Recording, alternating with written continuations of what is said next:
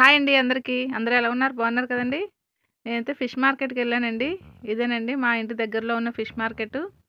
అయితే ఇక్కడ ఈరోజు చేపలైతే మాత్రం చాలా ఎక్కువగా ఉన్నాయి. అంటే కొద్ది రోజులు మధ్యలో ఆపేస్తారు కదండీ! ఫిషింగ్‌కి వెళ్ళడం అవి బోట్‌లు అవన్నీ కూడా ఆపేస్తారు కదా! ఇప్పుడు మళ్ళీ స్టార్ట్ అయినాయి. కాబట్టి ఫిష్ మార్కెట్‌లో అయితే చాలా రకరకాల చేపలైతే ఉన్నాయి. కొన్నైతే నేనెప్పుడు చూడలేదు అవి కూడా ఉన్నాయి. నేను ఫస్ట్ టైమ్ చూస్తున్నాను కొన్ని కొన్ని రకాల చేపలు. అయితే ఫిష్ మార్కెట్ అంతా కూడా చాలా కళకళలాడుతూ ఉంది. చేపలు, రొయ్యలు, పీతలు చాలా రకాల చేపలైతే ఉన్నాయండి. మేమైతే చికెను, మటను వీటికన్నా కూడా సీ ఫుడ్డే ఎక్కువగా తీసుకుంటూ ఉంటామండి. మాకు సీ ఫుడ్ అంటేనే చాలా ఇష్టం. మీకు ఇష్టం ఉంటుందా లేదో ఒకసారి కామెంట్ చేయండి. మాకైతే మాత్రం సీ ఫుడ్ చాలా ఇష్టం.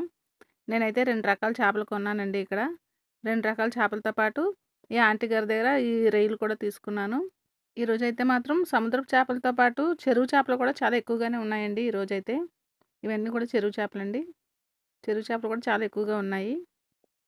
మాకైతే చెరువు చేపల కన్నా కూడా సముద్రపు చేపలు, ఏటి చేపలంటారండి. ఏటి చేపలు, ఏటి రొయ్యలు అవంటే ఇంకా చాలా ఇష్టమండి మాకు. మా ఊర్లో భీమిలిలో బాగా దొరుకుతాయి అవైతే మాత్రం. ఈ చేపల పేర్లు మీకు తెలిస్తే ఎవరికైనా కామెంట్ చేయండి. నాకైతే కొన్నిటి పేర్లు తెలుసు. చూడండి ఇగో చాలా పెద్ద రొయ్యలున్నాయి ఇక్కడైతే మాత్రం. మా అమ్మగారు చాలా లెక్క మీద అమ్ముతున్నారు. ఇవైతే ఒక పక్కంతా ఎండు చేపలుంటాయండి. ఇవైతే ఎండు నెత్తళ్ళు. నెత్తళ్ళంటే చాలా ఇష్టం. మా పిల్లలకైతే మాత్రం, మాకు కూడా చాలా ఇష్టం. చాలామంది ఇష్టపడతారండి నెత్తళ్ళంటే మాత్రం. ఇక్కడ నెత్తళ్ళు, ఎండు రొయ్యలు, రిబ్బన్ పీస్ చేపలు ఇవన్నీ కూడా ఉన్నాయి. నచ్చితే లైక్ చేయండి, షేర్ చేయండి, సబ్స్క్రైబ్ చేయండి. థ్యాంక్ యూ అండి.